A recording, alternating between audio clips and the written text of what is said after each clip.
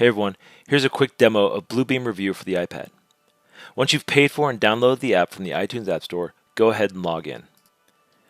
Once you've logged in, you'll be taken to the Sessions menu. Click over to the Projects menu to see what projects are assigned to you. Then tap on the project you want to review. It will open up the folders assigned to that project.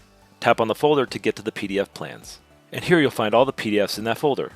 Notice on the right-hand side the gold lock. The lock indicates that the project has not been checked out for markup. Then tap on the PDF you'd like to review. Once the PDF opens, you notice the title of the document appears at the top.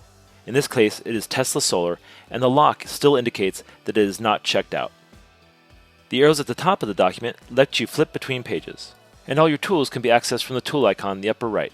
Notice as I scroll through the tools, they are grayed out and cannot be used. Remember that the gold lock had indicated that this project had not been checked out. So in order to check out this document and mark up this PDF, tap on the title of the document, Tesla Solar, and tap the corresponding checkout button that appears. You'll now notice the gold lock changes to a check mark, and the tools on the right are now full color and ready to use. Next, I'll demonstrate a few of the annotation tools. I'll draw a bubble with a line, a bubble, and even use the text tool. And please experiment with these tools as you have time.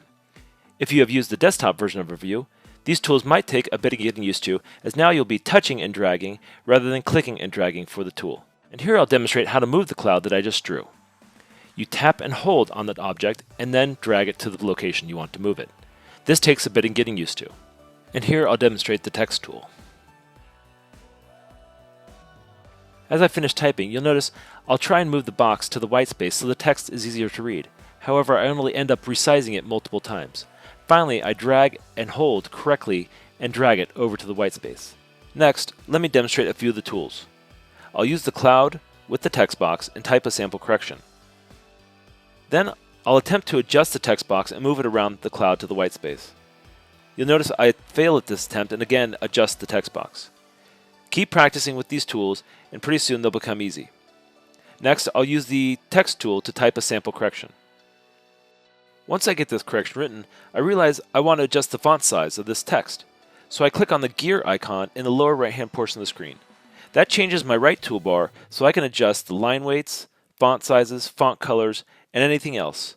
Familiarize yourself with this toolbar so that you can become more familiar with how to adjust your tools.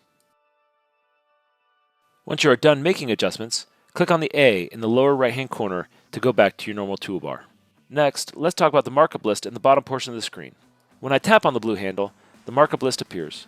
I can also drag that blue handle up as far as I want it to go. Notice that when I tap on the correction in the list, the item becomes highlighted on the screen. I could tap on any correction in this list and be taken to that page where that correction exists. Some folks will like to use this area as their correction list, as it stores all markups that are made on the plan. And if you do use this list, a suggestion might be to use this status column when rechecking a plan to approve and reject the architect's changes.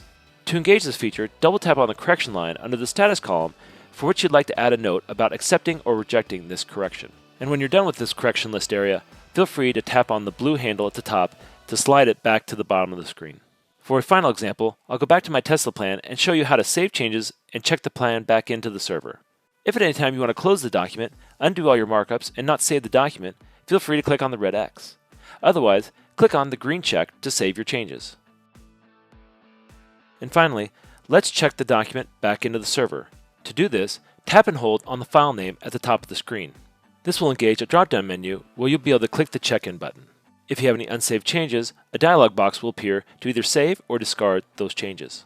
And finally, we'll be prompted with one last message box that will give us a button to check back in the project. And once this project finishes checking in, you'll notice this check mark will change to a gold lock, indicating it has been successfully saved and you are now free to close this project safely. For more tutorials on Revu for the iPad, visit support.bluebeam.com/revu-iPad. Thanks for watching.